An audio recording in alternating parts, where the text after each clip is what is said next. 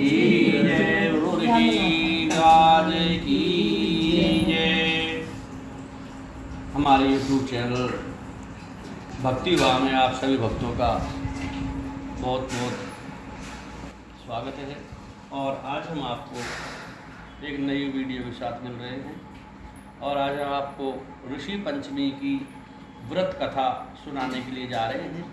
तो आप सभी भक्त बड़ी श्रद्धा से भाव से ऋषि पंचमी की कथा का श्रवण करेंगे, कथा अमृत का पान करेंगे।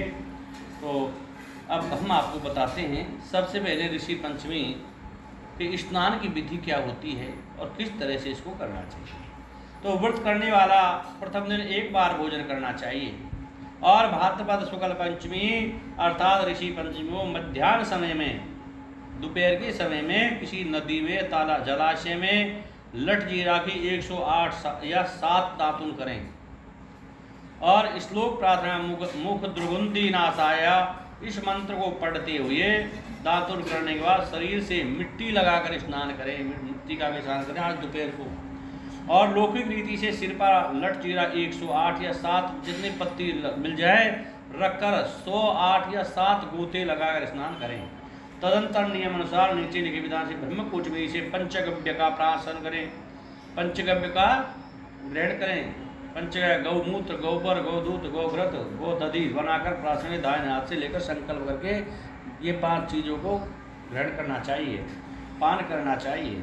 और संकल्प करके तांबे आदि पात्र में गायत्री मंत्र से गौमूत्र और गोबर आप्याय से दूध, दधिकरण, दही और तेज शुक्र और ओम का उच्चारण करते हुए आदि कंठ से मत कर 7 हरे कुशाओं से नीचे लिखे हुए मंत्र पढ़ता हुआ पंचगव्य की 10 आहुति प्रदान करें। अर्थात पृथ्वी पर कुछ डुबो कर चुबाते जाएं। यदि नहीं आहुति दें तो पृथ्वी पर चुबा करके 10 बार दें। इस बार 10 आहुति दे करके मंत्र ओम का उच्चारण करें। पंचगव्य का प्राशन करें। यदि हवन करने की इच्छा ना हो तो आहुति देने वाला मंत्र का उच्चारण पंचगव्य को प्राशन कर लें और बिना पढ़े ही पंचगव्य प्राशन ना करें। अब आता है ऋषि पंचमी की व्रत की कथा। तो राजा सुतिष्ठ ने कहा, हे पिता में मुझे कोई ऐसा व्रत बताइए जिससे समस्त पापों का नाश हो जाए।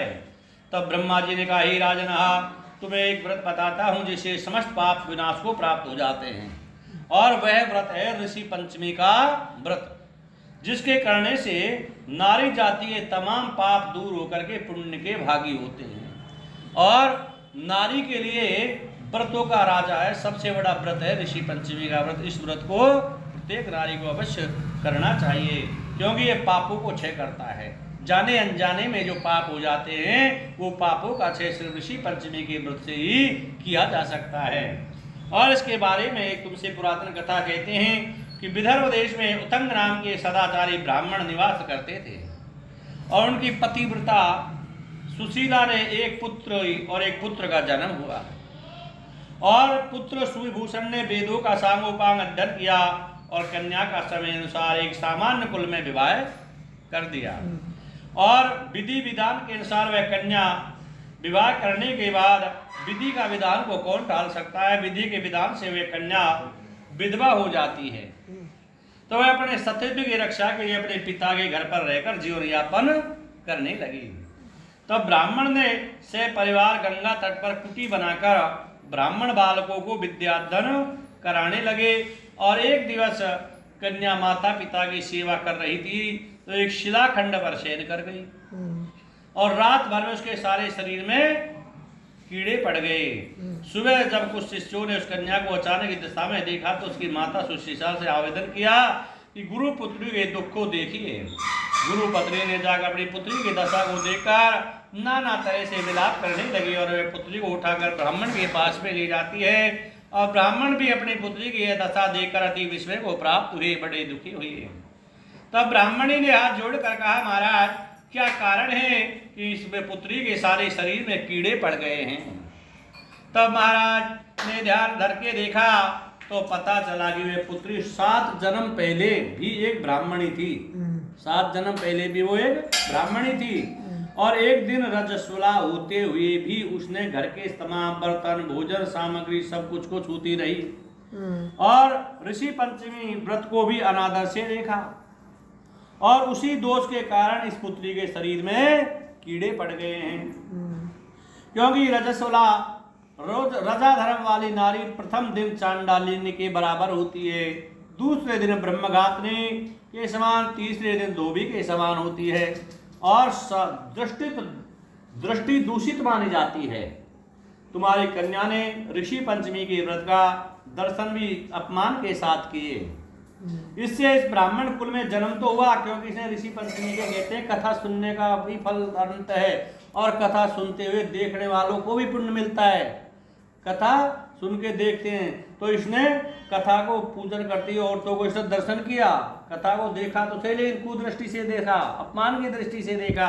इसने देखा, इस वजह से दोबारा ब्राह्मण की ओर ने जन्म लिया। लेकिन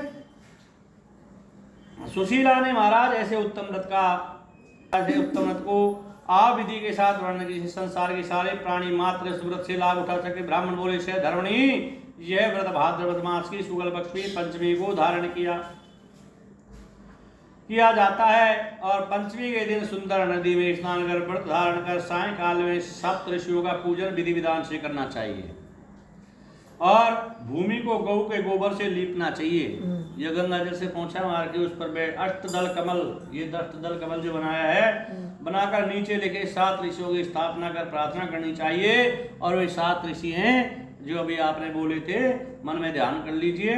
महर्षि कश्यप, अत्रि, भारद्वाज, विश्वामित्र, गौतम, जमदग्नि, वशिष्ठ ऋषियों की स्थापना करके उनका स्नान, चंदन, फूल, फल, नैवेद्य आदि से पूजन कर व्रत की सफल कामना करनी चाहिए और उद्यापन की विधि भी करनी चाहिए। चतुर्थी के दिन एक बार भोजन करें, पंचमी के दिन व्रत प्रारंभ करें। सुबह नदी या जलाशय में स्नान करके गोबर से लीपा सर्वतोभद्र चक्र बनाएं, इसका कलश स्थापना करें, कलश के कंठ में नया वस्त्र बांधे और पूजा सामग्री का अष्टदल कमल व 7 ऋषियों की सोने की प्रतिमा बनाकर स्थापित करें और षोडशोपचार पूजन कर रात्रि को पुराण कथा पुराणों का श्रवण करें। सुबह ब्राह्मणों को भोजन करा करके, ब्राह्मणों को दक्षिणा दे करके, भोजन से संतुष्ट करके, इस प्रकार यह व्रत का उद्यापन करने नारी सुंदर रूप लावण्य को प्राप्त होकर सौभाग्यवती होकर धन पुत्र से संतुष्ट हो अतः उत्तम गति को प्राप्त होती है।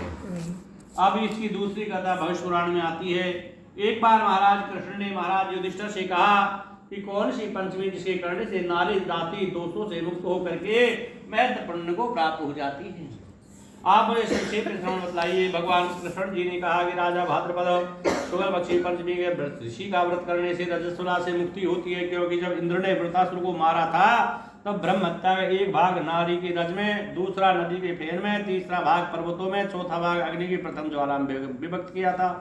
इससे हर वर्ण की, चाहे चारों वर्णों से किसी भी वर्ण की स्त्री हो, हर जाति की नारी को रजस्वला होने पर प्रथम दिन चांडाली, दूसरे दिन ब्रह्मघातनी, तीसरे धोबी के माफिक दोषी होती है। इससे उस दिन प्रति जो भी कोई वस्तु को छूती है अपवित्र होकर दोष के भागी हो जाती है और इस ऋषि पंचमी व्रत करने से दोष मोक्ष होकर नारी पवित्रता को प्राप्त होती है। राजा विदर्भ देश में शेरजित नाम का राजा था और वह उसी राज्य में एक सुमित्र नाम का ब्राह्मण रहता था। उसकी जयश्री नाम की पत्नी एक दिन ऋषि कार्य में रहती हुई रजस्वला धर्म को प्राप्त हो गई और समय अनुसार भोजन प्रति वस्तु को छूती रही।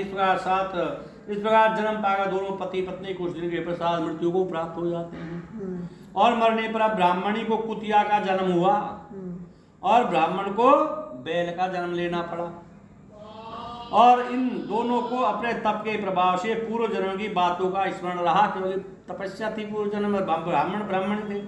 यह दोनों प्राणी अपने ही पुत्र के घर में दोबारा से पालित हो गए और एक दिन पितृपक्ष आया, जैसे भी श्राद्ध आ रहे हैं, तो ब्राह्मण कुमार ने अपने पिता के श्राद्ध की 3 विधि के साथ ब्राह्मण भोजन प्रकार पत्नी के स्वादिष्ट पकवान बनाने की आज्ञा दे दी। इधर ब्राह्मण की पतोहू ने विविध पकवान, खीर आदि बनाकर तैयार किया और भाग्यवशात एक सर्प ने उस खीर में जहर उगल दिया और यही हाल ब्राह्मणी कुतिया बनी देख रही थी। उसने सोचा कि अगर ब्राह्मण यह खीर खाएंगे तो मृत्यु को प्राप्त हो जाएंगे, इससे मेरे लड़के को ब्रह्म हत्याओं का भारी पाप लगेगा। इससे उस खीर को कुतिया ने जानकर झूठी कर दी।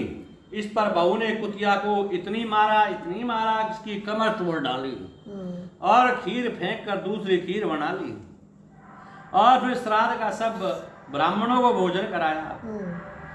और रात को कुतिया ने जाकर अपने पूर्व पति बैल से दिन में होने वाली सारी घटना बताई कि बैल बोला, हे प्रिय, तुम्हारे पाप के कारण आज मुझे बैल होना पड़ा, और आज मेरे लड़के ने दिन भर मुंह बांध करके मुझे जोता, अभी तक एक मुट्ठी घास भी उसने नहीं डाली मुझे। यह सारी बात छुपा हुआ ब्राह्मण का बालक सुनता रहा, और जिससे वह बड़ा ही दुखी हुआ, और माता पिता दोनों ने भोजन देकर वह वन में चला